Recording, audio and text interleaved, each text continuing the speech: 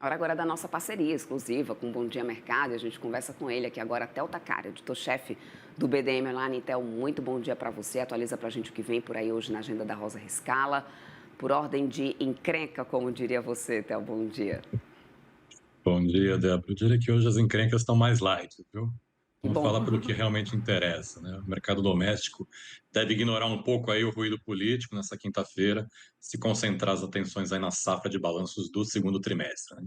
Hoje à noite, após o fechamento da bolsa, tem o resultado da Petrobras, né? Analistas avaliam aí que a estatal apresentará uma performance sólida, apesar do preço do petróleo mais baixo aí durante esse período. As estimativas para o lucro líquido da companhia no trimestre estão aí na casa dos 22,4 bilhões de reais. Resultado aí que, se for confirmado, vai reverter o prejuízo de 2,6 bilhões de reais que foi apurado no mesmo trimestre do ano passado. A receita líquida deve atingir os 114,6 bilhões de reais e o EBITDA deve alcançar 56,9 bilhões de reais, segundo aí a mediana das projeções dos analistas ouvidos pela Bloomberg.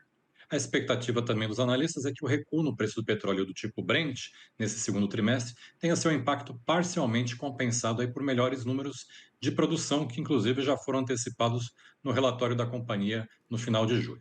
Mas o principal interesse dos investidores é pela distribuição de dividendos, né? Analistas do Citibank esperam aí um pagamento da ordem de 2 bilhões de dólares em dividendos nesse trimestre. E além do balanço da Petrobras, hoje temos aí uma lista extensa de balanços para sair, né? Só para citar alguns, temos Alpargatas, Açaí, AB3, Ezetec, Fleury, Lojas Renner, Magazine Luiza, Movida, Rumo, Tenda e Vivara, todos eles depois do fechamento do mercado. E na agenda de indicadores do dia, daqui a pouco às 9h30 da manhã, sai o dado semanal de pedidos de auxílio-desemprego lá nos Estados Unidos. Às 11 da manhã, temos estoques no atacado em junho por lá. E às 4 da tarde, sai o dado de crédito ao consumidor medido pelo Fed. E por falar em Fed, um dos diretores do Banco Central americano, Rafael Bostic, vai falar sobre política monetária hoje em um evento às 11 da manhã pelo horário de Brasília. Vale a gente prestar atenção se o presidente do Fed de Atlanta, que só defendia um corte de juros neste ano, vai mudar seu discurso e engrossar aí o coro dos colegas que agora estão apoiando pelo menos duas reduções de juros nos Estados Unidos nesse ano, depois dos dados fracos de emprego divulgados na semana passada. E no Reino Unido, o Banco da Inglaterra, né, o BOE, divulgou agora de manhã sua decisão de política monetária com um corte de 0,25 ponto percentual nos juros por lá para 4% ao ano, conforme já era esperado pelo mercado. Às 4 da tarde, é a vez do Banco Central do México, o Banxico, também anunciar sua decisão de juros por lá, Débora. Pois é, agora voltando aqui para o Brasil, a gente precisa olhar para o cenário doméstico, especialmente, né, para o ambiente político, né, Théo? Porque Brasília voltou aí do recesso parlamentar, pegando fogo, motim sendo feito. O que o mercado deve prestar atenção em meio a toda essa confusão lá no Congresso? Voltando para as encrencas, né, Débora? Como eu É. digo, mas após 2 dias de obstrução aí pela oposição no Congresso, o presidente da Câmara, Hugo Mota, retomou na noite de ontem, aí, com muita dificuldade, diga-se de passagem, a sua cadeira na mesa de comando aí da sessão da Casa, né? Houve aí longa negociação, mediada inclusive pelo ex-presidente da Casa, o Arthur Lira, mas no fim das contas eles conseguiram vencer a ocupação que tinha inviabilizado aí o trabalho da Câmara nos últimos 2 dias. Discurso que fez aí na rápida sessão de ontem à noite, Hugo Mota mandou um recado para a oposição, afirmando que o país deve estar em primeiro lugar e não os projetos pessoais. Lembrando que todo esse bloqueio feito aí pelos deputados e senadores da oposição visa aí pressionar os presidentes das duas casas a colocar em votação um projeto de anistia aos condenados pelos atos golpistas de 8 de janeiro de 2023 e também o pedido de impeachment do ministro do STF, Alexandre de Moraes. No meio dessa confusão toda, o que o mercado precisa ficar atento é com o fim do prazo para um projeto importante da agenda econômica do governo. É o projeto que atualiza aí a tabela mensal do imposto de renda e que garante a continuidade de isenção para quem recebe até 2 salários mínimos mensais. Esse texto precisa ser aprovado ainda nessa semana pelo Senado, já que a medida provisória em vigor que trata desse tema perderá sua validade na segunda-feira, dia 11. O presidente do Senado, Davi Alcolumbre, inclusive convocou aí uma sessão remota da Casa hoje para tentar garantir a votação desse projeto. Então a gente deve ficar atento a isso hoje, Débora. Pois é, vamos aguardar, né? Porque as cenas que a gente chegou a acompanhar aí nas primeiras horas com todo esse montim, não foi nada interessante, não é o que a gente nunca espera, né, para um parlamento de um país.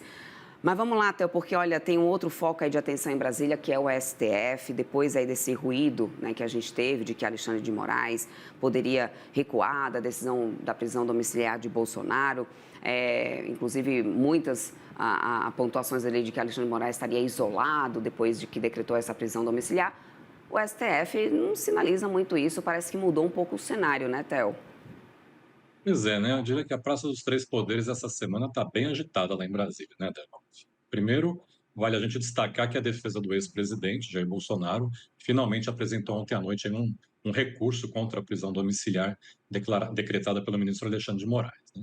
Na petição, os advogados do ex-presidente questionam aí a decisão monocrática e pedem a sua reconsideração. No caso contrário, eles solicitam que a primeira turma do STF aí analise o pedido para a revogação da decisão de Moraes. Mas enquanto isso, nos bastidores, tivemos essa reviravolta aí, como você comentou, né? O mercado foi dormir na quarta-feira com a informação da Folha de São Paulo de que o clima entre os ministros do STF estaria pesado, de que haveria aí uma pressão para que Moraes voltasse atrás na sua decisão. Ontem, porém, ao longo do dia surgiram aí diversas versões no sentido contrário, ou seja, apoiando a decisão do Moraes e considerando aí improvável que o ministro recue da prisão domiciliar de Bolsonaro. Inclusive, né, num evento ontem em Brasília, o ministro Gilmar Mendes deu uma declaração em on, né, como a gente diz no jargão jornalístico, ou seja, falou para todo mundo ouvir e não restar dúvida. Gilmar saiu em defesa de Moraes e disse que se não fosse o colega do STF, o Brasil estaria em um pântano institucional. Ele também garantiu que não há desconforto dentro do STF com essa decisão de prisão de Bolsonaro. E antes de terminar, e antes que você me pergunte dele, Donald Trump, Débora, eu te digo que hoje literalmente não temos nada de novo para contar.